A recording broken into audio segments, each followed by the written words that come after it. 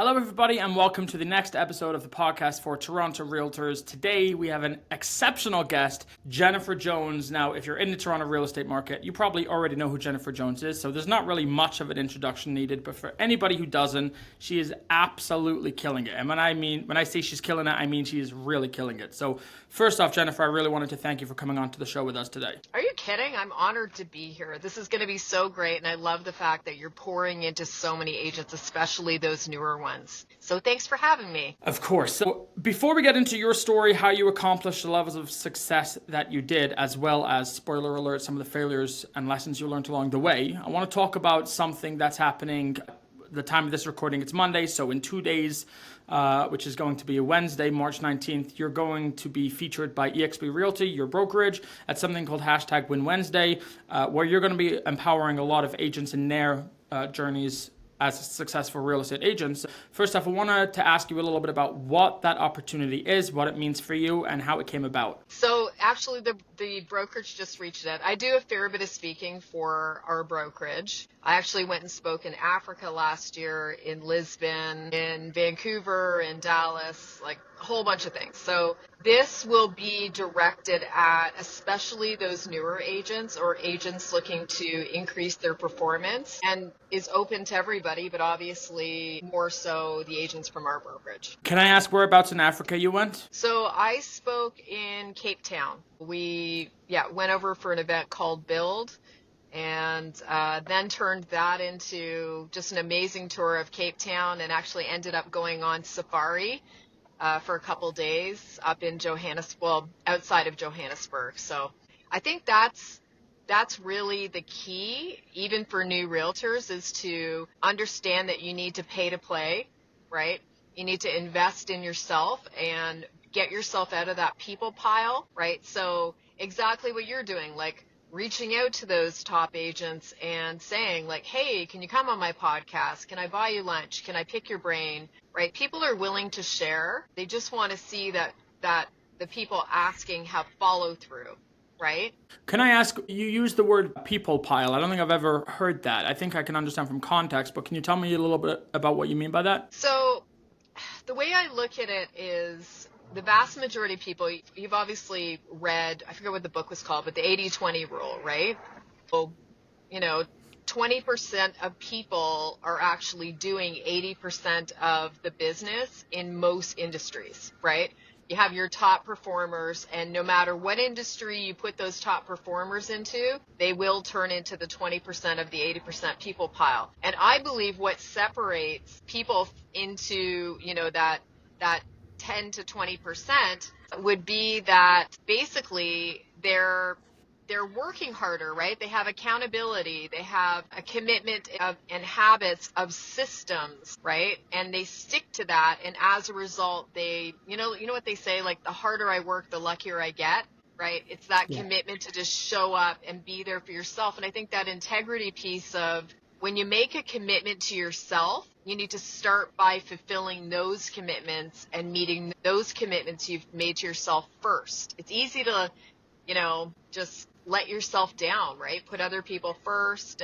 But at the end of the day, you've got to get out of the people pile by working harder than everybody else, digging in more than everybody else, wanting to learn more than everyone else, right? Just being a big sponge. It's great. Yeah. There's so much to unpack there on what you just said. I think I asked a question a long time ago, and I think I have the answer from hearing feedback from all of the top producers. But obviously, as you know, I think about 90% of agents won't make it past 5 years in the business. And the question I posed is that an execution gap or a knowledge gap? What do you think? Execution, yeah.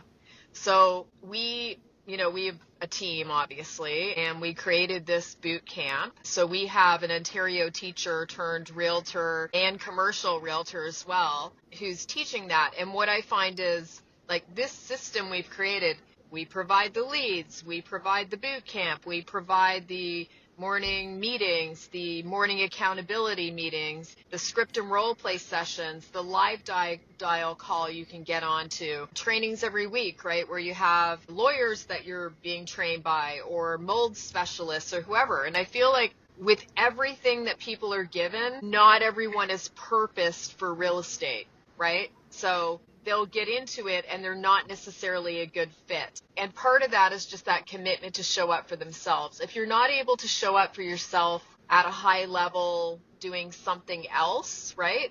It's going to be difficult for you to translate really working for yourself as an independent, as an entrepreneur, and show up, right? I just think a lot of people don't realize that's going to take self-discipline, right?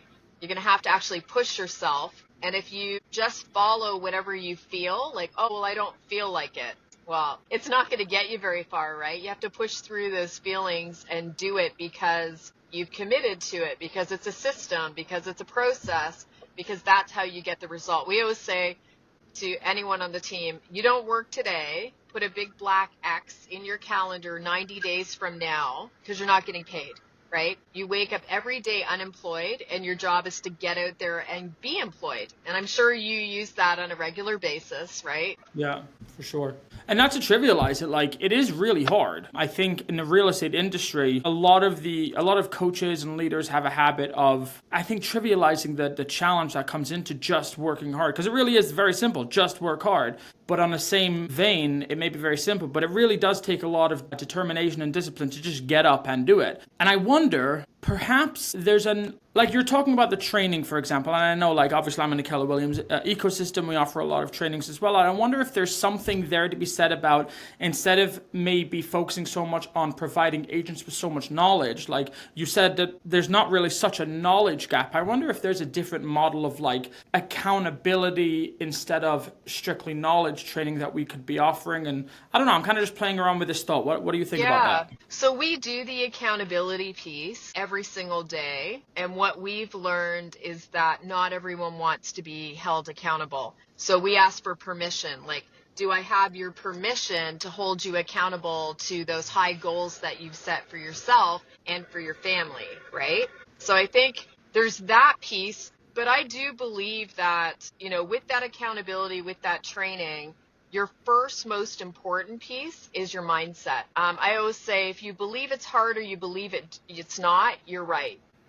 If you looked at every single session for your lead generation as, I'm making friends, right? I'm serving people, I'm making friends, I'm going to save these people because they need a realtor. I'm going to save them from working with someone that actually doesn't put their interests first, right? Yeah. And we do believe that the more you give, like that law of reciprocity, the more you give, the more you serve, it comes back to 100-fold. So that's been, like, I would say that's the single one most important thing in terms of how we've had the level of success that we've had, was simply focusing on that. It just came from a place of wanting to serve people, right? So if people focus on serving first and really working on their mindset, and Keller's great with that, just that focus on things come to me quickly and easily, like believing that, visualizing it, because your brain can't determine the difference between what you're imagining and what is actually real. The example of that is like, go watch a scary movie. It's not real, but your palms are sweating, your heart is racing, you're jumping, right? And that's because your brain is not able to determine the difference. So if you literally focus every single day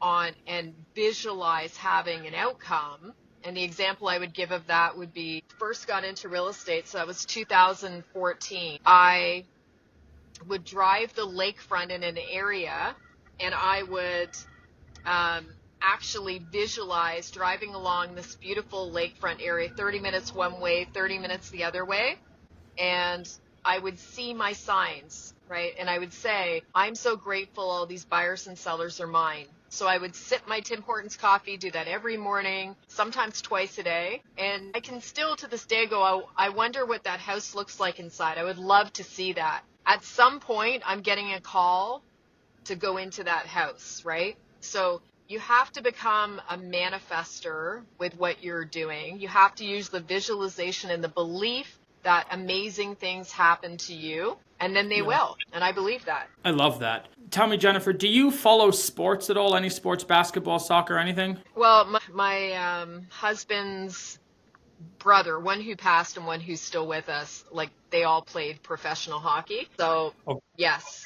Yeah, and they're That's really heavy. cool. They're heavy on all that. But I was in horse racing prior to real estate because it's so related, right? I was like, oh, what would be something that would be similar to horse racing? Well, of course, real estate, right? How so? I'm kidding. I'm kidding.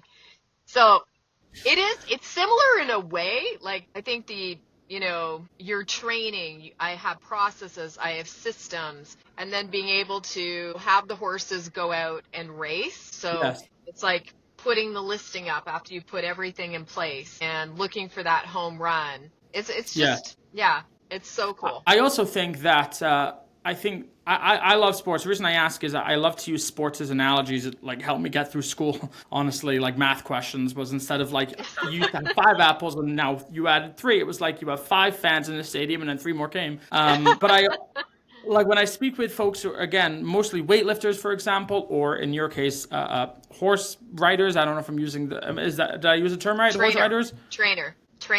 Okay, horse trainers.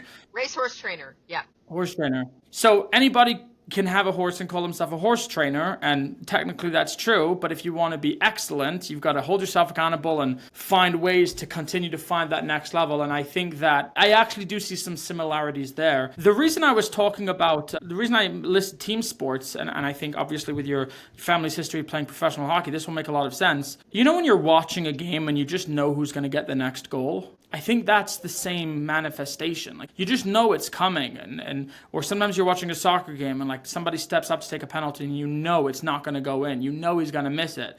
And I feel like when we talk about manifestation, it almost sounds like some heebie-jeebie word that's not even real. But like this stuff is real. Like momentum is a thing, manifestation is a thing, and I actually think if you looked at your business and hearing your story about how you got there, like you're living proof of that. Yeah, 100%.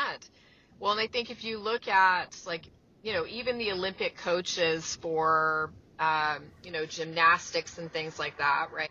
They've been using visualization for so long. And I would recommend, reading books like Think and Grow Rich. These are like old books that people have been using. They've had this knowledge for a long time. It's quantum physics. At the end of the day, energy is real. Right? And it's just quantum physics. Right. So you also were talking about accountability before, and I think it makes a lot of sense for an agent that's trying to find their first levels of success to find accountability partners as well and other ways of holding themselves accountable. But as you grow and get to the stage that you are in your business, has the role of accountability changed? And if so, how so? It actually becomes more intense. So while you are just you're only accountable to you, right? Maybe some clients, maybe some, you might be accountable to a photographer to show up or a stager. But ultimately, as you move up the levels and, bring in your first hire VAs or have other people assisting you, you become more and more accountable. You actually become more and more accountable with your time, the higher the level of your success. Right? You may have more time to do other things, but you're still accountable. So I want to get into failure a little bit. Yes. Have you failed throughout your journey? And obviously I know the answer is yes, you have to some capacity. What do those failures look like, and how did you make sure that you failed forward? Yeah, so I really reframe everything. I don't look at things ever so much as a failure.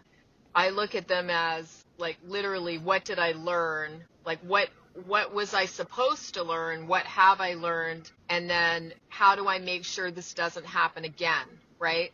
Like, who do I need to align myself with to go get that knowledge? And the example I use is even like starting the team. The first year I started the team, which was year 3, I'd made $1.1 million on my own. I was totally maxed out, right? Not enough time, couldn't serve clients. So I ended up starting this team. I made a ton of money that next year in 3rd year or 4th year, I don't remember now, but I lost 150,000, right? So not doing a P&L, not paying attention. So I had to go back to the team, apologize, and change the splits. But I looked at, okay, who's doing this really well? And there wasn't anybody in Canada at that time. So I actually had my office manager / realtor, I flew her down to Dallas, and she actually shadowed the Loken group. who was the biggest team at that time in the brokerage. They're amazing. They shared all their systems and processes. We brought that back. You do a donation to them. We brought all those systems and processes back and then set everything up. I aligned with a really great accountant and we got it going. But ultimately, if you look at each one of those things as it's just learning, and it could be a lesson, and maybe it's an expensive lesson like it was for that one. I just look at it as like learning and growing. I think if you get really caught up on things and you beat yourself up over everything, you're actually creating more of that energy, and it will be difficult to achieve higher levels of success, right? Because you're basically shooting yourself in the foot with what you're thinking all the time. Right. And I also think that because you were growing, through that growth came opportunities to fail. Like if you're a trader, for example, or like, again, sticking with the athlete, you're in the NHL. Losing a game in the NHL isn't a failure more than, let's say, winning a few games in the minors. Like you made it to the NHL, now you're failing by losing a game in the NHL. You're in the NHL. Exactly. So, and that's the thing. When you reach those levels, when you set a goal and you reach the level, it's like, that's it. Like you keep waiting for like this amazing feeling you're going to have when you buy that car or buy that house or achieve this goal. So I think it's more being focused on improvement. Like I stayed accountable to myself and impeccable with my word today, right? I poured into and helped other people today, but not getting caught up in that. I just feel like every moment you have a choice with your thinking, right? You either have a choice and you're based in love, like loving thoughts, loving other people, and then you move towards abundance because that's where your energy sits, or you live in fear, and fear-based decisions and fear-based thoughts lead you to more scarcity. So I always say to our agents, look around at your life, right? You created it, right? I'm not talking about kids passing or people passing away around you. I'm saying with the things you can control, you have created it. So you have a choice. You want to keep playing a victim and get more of what you don't want, or do you want to dig in, be accountable, be highly accountable to yourself and others, and really become everything that you were destined to be? So we even do we've now started like a meditation group. We work on intuition within that group, right? Because I think those are the things that people need to be spending more time on, is like inner peace and learning how to process negative emotion. So, yeah, it's fun. Yeah. What would you say you're the most proud of about your journey in your business? Say it is like creativity. For me, it's been creativity of solutions and helping and serving others. So, I like solving problems. I like exactly that. Like something happens, right, in a negative way. Like let's say we took an offer for a seller conditional on the buyer selling their house, right? They had an escape clause, but then the buyer's agent who said they were going up at this amount, right? Let's say it was $999 and they're going to list it in a week, takes 3 weeks to list it and goes up at 1.5. So just wasted our time, right? So what I started to do was I thought, okay, how do I prevent this from ever happening again? So we go prevent, fix, right? Or fix, prevent. So basically I created a clause and said, okay, that's so great. I'm going to walk through your buyer's house, right? I want to smell it. I don't just want to see it in pictures. I want to smell the house. And then we will put in a counter condition that says you are agreeing to put your property on the market with a licensed realtor within so many days at a market value of X or less. Otherwise, we can release you, right? So it's understanding stuff like that. You have to be creative within the space. Don't just use what you're given in terms of clausing, but actually think, what are the potential things that could go wrong here, and how do I best serve my client, right? And then coming up with creative ways to do that. Right. And that goes back also to the failing forward that we were speaking about before, where challenges will rise. And again, you make sure that I'm thinking of, I wish I remembered the name, but there's a Japanese art where they take pottery. I was watching an episode of Ted Lasso when they spoke about it, and they break it. Yes.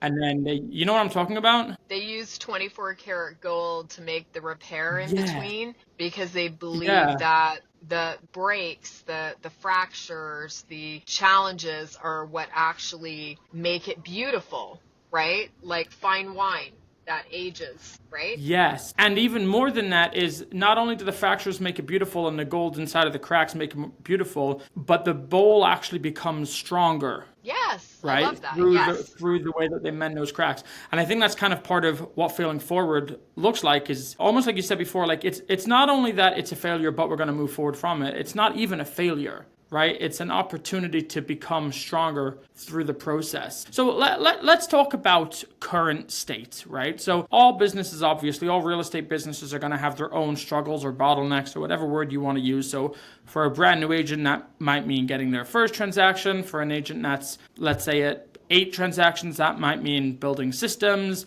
For agents past there, it might be about scaling. For a business like yours, where you're in the multi-hundreds of transactions per year, what does bottleneck, what does struggle, what does that look like for you? What's something that you're facing right now? Well, I think we've had 3 years of interesting market, right? So like 13 interest rate increases. Yes, we're getting the decreases. And I think where everyone thought, well, this is going to be so great. The interest rates are coming down. Everything's going to, we're going to have a change in government. So we didn't need to worry about the capital gains tax on over 250 and a corp and blah, blah, blah. Then we end up with Trump and now the tariffs, right? So, and then that fear of loss of jobs. So I would say it's more been market and affecting buyer psychology, seller psychology, and agent psychology. So what we always say is, despite the market, we always outperform the market. Whether it goes up or goes down, we outperform it, right? And then remembering that it's just math. So we have a calculator we created called GCIcalculator.com. It's basically, you put in your GCI, say somebody wants to earn 100 or 150. It will break down based on their average commission, their splits, their brokerage splits, how many transactions they need for the year, for the week, right? And then it will actually show you, like we've broken it down further into, with the current market now, how many door knocks would you need to do in order to get there, right, to meet that commitment? How many cold calls would you need to make? How many open houses, et cetera, et cetera. So the idea is, we know, because we have an inside sales department, we know that it took it was around 280 calls, right, to get one appointment, right? Back, let's say 2 years ago. Right now, that's up over 400. So what it means is, it's just math. You have to double down, right? That's all it is. So to get the same amount of deals, you need to do double the work. So instead of 2 hours prospecting, maybe it's 4 hours prospecting. Instead of 4 open houses, maybe it's 8 open houses for the month, right? Mm-hmm. So it's easy. It's easy. It's math. It's showing up. It's commitment. It's commitment to your systems in order to make that, to get the deals done. And then remember, serving.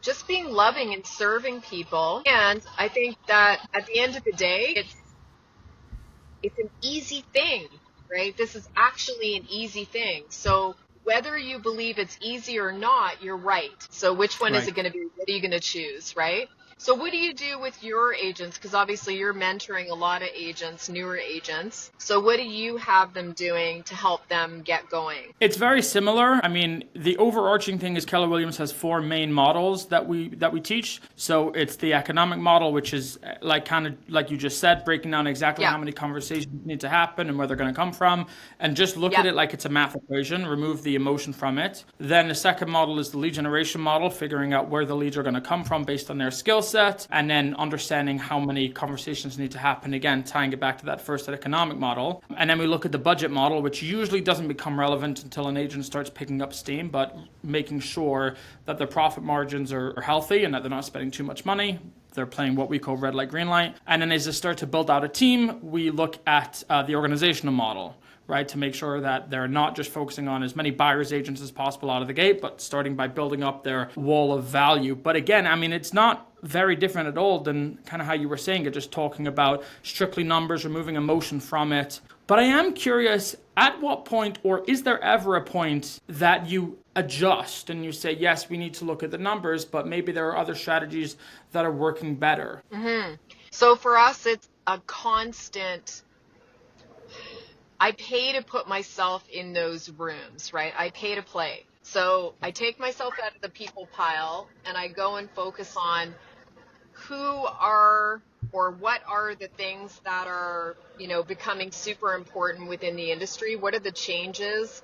Like even looking forward, what are the likely changes that are happening? And for us, it became a year and a half ago, it was like, okay, this is like AI all the way, right? So we have 3 computer engineers building us out. Um, we have AI agents that can dial. We've built out another separate ISA company, right? So we can actually circle prospect for agents and do all this different stuff based on our 8 years of 52,000 calls a year from just our inside sales managing partner. And then how do we streamline and automate pretty much everything in the business? Like take away all those tasks that are monotonous, take time, and agents don't want to do. So we've been using these computer engineers to streamline all of that, and it's been a work in progress. We're getting close to finishing. We'll probably have that all tied up in the next couple of weeks. But it's more that, like, I think though, as a new agent, for an agent who was starting out today and said, how do I hit my first 10 transactions? Well, as an example, like we have new agents that came on last year that because they have a very good mindset and a desire to serve people and they're warm and they smile and they work to be competent, right? They have just been mind-blowing in terms of like 10 deals, 14 deals, right? Right out of the gate in a couple of months. So it's that mindset, and also having people be honest with you. If you have a flat affect, right, meaning your face is like, you're usually just like this, you talk pretty monotone, you're going to suck as a realtor, okay? I can look in a room and pick out who the top talent is going to be based on how they present themselves. They're high social EQ as well. So if you don't understand that, go on, watch YouTube, buy books on social EQ, work on developing that. You need to be able to read people. Working on your intuition practice. It's a muscle. You don't use it, you lose it, right? Meditation to help develop that. But it is so easy to do, but yet those are the toughest things to teach, right? So warm and competent. If you are warm and competent, you will always make more money than someone that isn't. So ask people around you, do I feel warm, right? Do I feel warm? I like that. Do I look warm? And if not, you need to break your face, right? Use a mirror when you're dialing, right? When you're practicing scripting or doing whatever, use a mirror and smile at the mirror. You hear the difference, like even us, if I'm talking with a smile versus just speaking normally, then people hear that, they feel it. So I think that is super, super important for new agents, right? Stop worrying about all the other stuff and just get out there and focus on daily visualization and mantras on, I am so blessed that all these things come to me easily and quickly, that clients transact with me and they're so generous and kind, like being specific about the kind of client that you want. And then setting that accountability with, a couple of people that are already accountable to themselves, like make a WhatsApp group. You have to do a check-in. What's the self-imposed carrot or stick, right? Like, do you do better with a stick on your butt, or do you do better being enticed with a carrot in terms of making sure that you're doing that daily check-in, right, with whatever it is? Right. For me, it's the stick. I'm no good with a carrot. The generation I grew up in, I want the stick. So what about you? Well, I mean, I think sales psychology would dictate that nothing compels action more than fear or negative emotions And that's kind of why if I wanted to sell a bottle of water to somebody for $50, nobody's ever going to buy that unless they're stranded in the desert and they haven't drunk for a few days, in which case they'd buy that same bottle of water for $500. So however good the bottle of water is, they're not buying it for $50 unless they're in an immense amount of pain. So I agree with absolutely everything that you said there. I would add also Phil Jones is the guy that I like to plug whenever I can because he is absolutely exceptional. His book is literally exactly what to say. I'm not paid to say that. I'm in love with this dude. He's just the coolest guy ever. Are you familiar with his work? No. So which Okay. book? Phil Jones, Exactly What to Say. I'll send you a copy of his book. Oh, yeah, no, I have read that. I have Exactly What to Say. Yeah. Yeah, it really is magnificent. Jennifer, we're out of time, very much unfortunately. I wish we did have more time, but I have one more question, if you wouldn't mind leaving our audience with. If you could give an agent that's at 10 transactions, trying to get to 25 transactions, if you could give them one nugget that they could start doing in their business today that would be the biggest game changer for them, what would you say that is? Free Facebook Marketplace ads. Get permission and advertise like the best properties, like meaning the lowest price, the best deal, and you'll start to get people into your database. You'll get contacts, and then being able to reach out to them. Lots of people have got that going. Yeah, I think that's the number one thing. The other thing is use ChatGPT, the paid version, the 4.0, 4.5 now. Use that and actually ask ChatGPT, as a realtor in Ontario, how would I get my first 10 deals done? What are the hacks? Because it's going to pull billions of bits of data and actually give you all these tips. Even like, how do I create 365 days of social media posting? Give me the content. Give me the tags, give me everything. Yeah. So it's so easy to do now. There really are no excuses. So if you're not doing well, I think reach out to someone like Oliver and basically put yourself in a position that you're going to be able to have someone else hold you accountable to your own success. Once you start having success, it's easier to build off that. You get your momentum going. Yeah. Jennifer, thank you so much for coming on the show, sharing all of your wisdom and all of your insights. I will, if it's okay, be posting your contact information to the descriptions below. So if you are looking to buy or sell a massive house here in the GTA, Jennifer's your gal. Again, like I said, thank you so much for coming on.